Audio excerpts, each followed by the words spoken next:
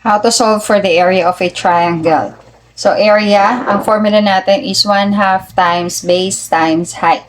Or, base times height all over 2. Ito lang din yan ha. Kasi pag nag-multiply tayo ng fraction, numerator times numerator, denominator times denominator. So, yung 2 ay mapupunta sa denominator. Okay, so ito yung height natin, yung height ng triangle. Tapos yung nasa bottom, yun yung base ng triangle. Okay. So example, solve for the area. Ito given na yung base tsaka yung height. Ito figure ang given. Area natin, base times height all over 2. Okay, ang base natin is 10 centimeters times ang height natin is 6 centimeters all over 2.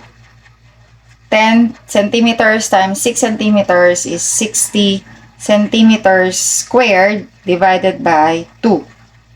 So, 60 divided by 2 is 30. Dito ko na lang lalagay. So, ang area is equal to 30 centimeters squared. Number 2, since figure ang given, sabi natin kanina, ito yung height. Tapos, yung bottom ng triangle, yun yung kanyang base. So, ibig sabihin, ito yung height, ito yung base. Pwede na tayo mag-solve.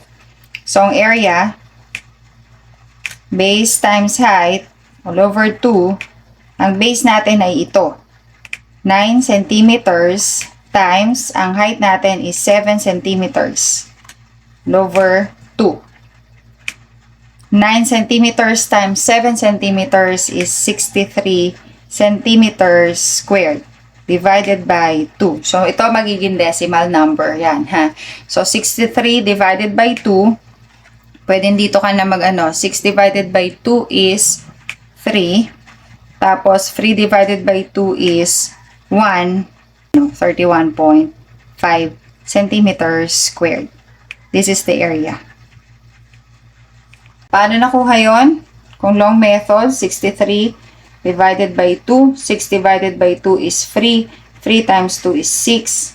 Minus 0 na yan. Bring down 3. 3 divided by 2 is 1. 1 times 2 is 2. 3 minus 2 is 1. And since may 1 pa dito, magdagdag pa tayo ng decimal point dito. Dito din, tatapatan natin. Magdadagdag tayo ng 0.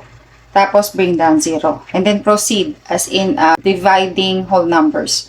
10 divided by 2 is 5. And 5 times 2 is 10. So, wala na siya. So, 31.5 centimeters squared.